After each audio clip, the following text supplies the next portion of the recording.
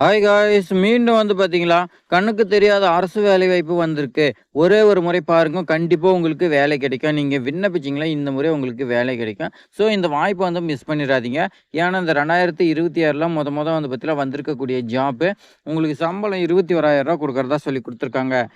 Notification வந்ததே பல பேத்துக்கு தெரியாது. அதுதான் கண்ணுக்கு தெரியாத அரசு வேலைவாய்ப்பு. தேடினாலும் கிடைக்காத அரசு வேலைவாய்ப்புன்னு கூட நம்ம சொல்லலாம். இது மாரி வேலைவாய்ப்புலாம் தெரிஞ்சுக்கிறதுக்கு நம்மளுடைய வினோ ஜாப் சேனல சப்ஸ்கிரைப் பண்ணி வச்சுங்க. உங்க ஃப்ரெண்ட்ஸ்க்கு எல்லாத்துக்குமே ஷேர் பண்ணுங்க. இப்போ வாங்க நம்ம விரிவா பார்க்கலாம். அப்ளிகேஷன் ஃபார்ம் இந்த மாரி தான் இருக்கும். இதெல்லாம் அப்ளிகேஷன் ஃபார்ம்ல என்ன போஸ்ட்ன்னு சொல்லி கேட்குறாங்க. அது நோட்டிஃபிகேஷன்ல இருக்குது பார்த்து எழுதிக்கலாம்.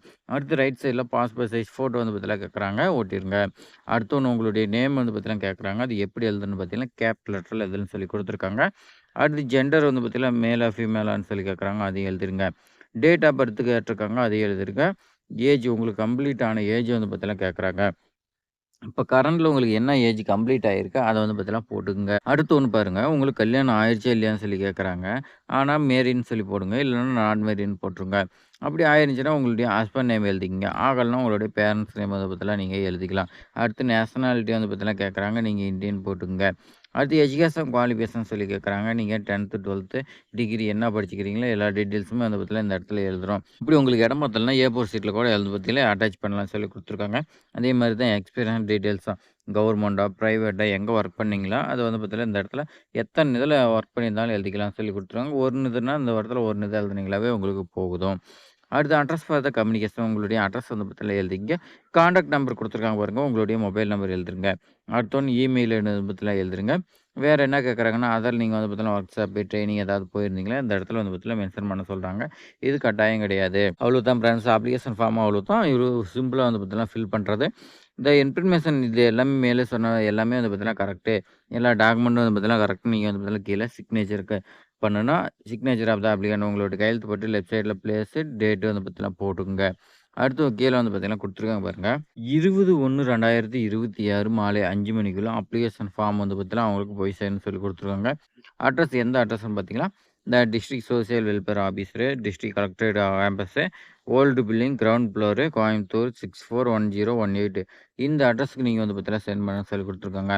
0422 2305 156 இந்த நம்பருக்கு நீங்க பார்த்தீங்கன்னா கால் பண்ணி கேட்டுக்கலாம்.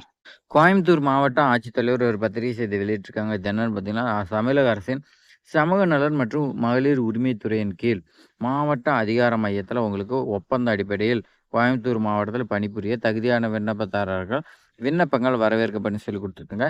விண்ணப்ப படிவம் கோயம்புத்தூர் மாவட்ட ஆட்சித்தலைவர் வெப்சைட்ல இருக்குன்னு சொல்லிக் குடுத்துருக்காங்க. அதே மாரி நீங்க விண்ணப்பத்த பூர்த்தி செஞ்சு கீழே கொடுக்கப்பட்டுள்ள அட்ரஸ்க்கு நீங்க சென்ட் பண்ணணும்னு சொல்லிக் குடுத்துருக்காங்க. அது 20/1/2026 மாலை 5 மணிக்குள்ள சென்ட் பண்ணணும்னு சொல்லிக் குடுத்துருக்காங்க. கீழ உங்களுக்கு பார்த்தீங்கன்னா, கட்டத்துல போஸ்டிங் குடுத்துருக்காங்க. ஏன்னா, பாலின சிறப்பு நிபுணர் பார்த்தீங்கன்னா சொல்லி கேட்டுருக்காங்க. ஜெண்டர் ஸ்பெஷலிஸ்ட்ல உங்களுக்கு ஒரே ஒரு வேகன்சி தான். இது குவாலிஃபிகேஷன் பொறுத்தவரைக்கும் நீங்க கிராஜுவேட் நீங்க படிச்சிருக்கணும். கிராஜுவேட்ல நீங்க சோசியல் ஒர்க்கு அப்படி இல்லன்னா அதர் சோசியல் டிசிப்ளின் பார்த்தீங்கன்னா படிச்சிருக்கலாம். போஸ்ட் கிராஜுவேட் பார்த்தீங்கன்னா எடுக்கிறதா சொல்லிக் குடுத்துருக்காங்க. எக்ஸ்பீரியன்ஸ் பொறுத்தவரைக்கும் 3 இயர்ஸ் பார்த்தீங்கன்னா கேட்குறாங்க. இந்த 3 இயர்ஸ் பொறுத்தவரைக்கும் கவர்மெண்ட்டோ, இல்ல பிரைவேட்டா நீங்க பார்த்தீங்கன்னா ஒர்க் பண்ணி சொல்லிக் குடுத்துறாங்க. ஏஜ் பொறுத்தவரைக்கும் 35 இயர்ஸ் பார்த்தீங்கன்னா குடுத்துருக்காங்க. உங்களுக்கு சம்பளமா ரூ. 21,000 உங்களுக்கு குடுக்குறதா சொல்லிக் குடுத்துருக்காங்க. அடுத்து பல்நோக்கு உதவியாளர் எம்டிஎஸ் பார்த்தீங்கன்னா கேட்குறாங்க. ஒரே ஒரு வேகன்சி தான்.